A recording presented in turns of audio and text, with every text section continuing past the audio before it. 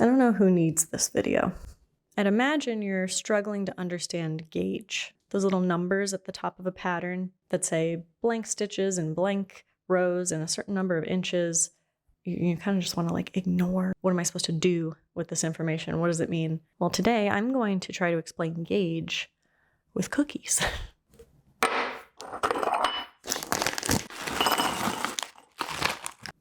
So you're having a party and you have a cookie jar and you're going to share cookies with everybody at your party.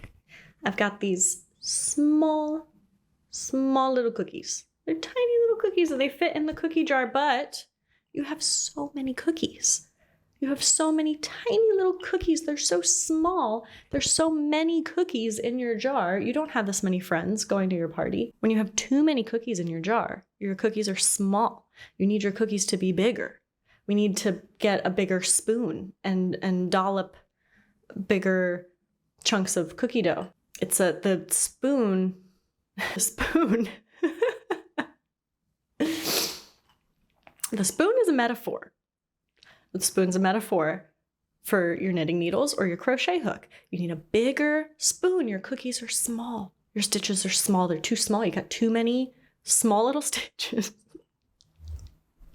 Too many stitches. You have too many stitches in your cookie jar. Small cookies. You have too many cookies in your cookie jar. Your stitches are too small. Your cookies are small. There's too many in your cookie jar. You need a bigger spoon to dollop out the cookie dough that you use to make Oreos. So that's problem number one. Your stitches are too small. You use too small of a spoon to dollop out the cookie dough that you use to make your Oreos. And your stitches are too small. Your hook needs to be bigger.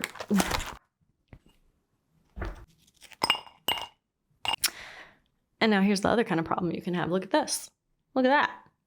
My jar overfloweth. My cookies are kind of big. And you know what's worst of all? There's only 1, 2, 3, 4, 5. There's only 6 cookies in here. Like, we're having a party. You have more friends than that. You have more than 6 friends. We can't split an Oreo. We need to fit more cookies in this jar. That's the problem. You have too few cookies. Your cookies are too big. Your cookies are too big. You can't fit enough cookies in this jar for all the friends coming to your party. Sorry. So your cookies are too big. You know what you should have done? You should have taken a smaller spoon and dolloped out a smaller amount of dough for your cookie. This cookie's too big. You made your Oreos too big. So the spoon is a metaphor for a knitting needle or a crochet hook. And you need to dollop out less dough so you can fit more cookies in your jar for your party. Your friends are coming. You gotta have enough cookies for everybody. So, what is the jar? The jar is not literally the swatch itself, but it is the measurement constraint given to you in the pattern. You just need to measure the inches height-wise and width-wise. So when they say 4 inches, they mean 4 by 4.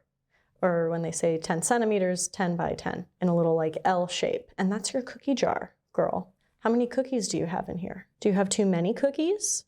Are they too small? Do you need a bigger spoon? Or do you have too few cookies? Are your cookies too big? Do you need a smaller spoon? So whatever the opposite of a simplification is, I think that's what I just did. But I hope that the next time that you are swatching for a pattern and you're trying to figure out what to do about your gauge, you can just think about the cookie jar analogy. Do you have too many cookies? Are your cookies too small? Do you have too few cookies? Are your cookies too big? And then you'll know if you need a bigger spoon or a smaller spoon.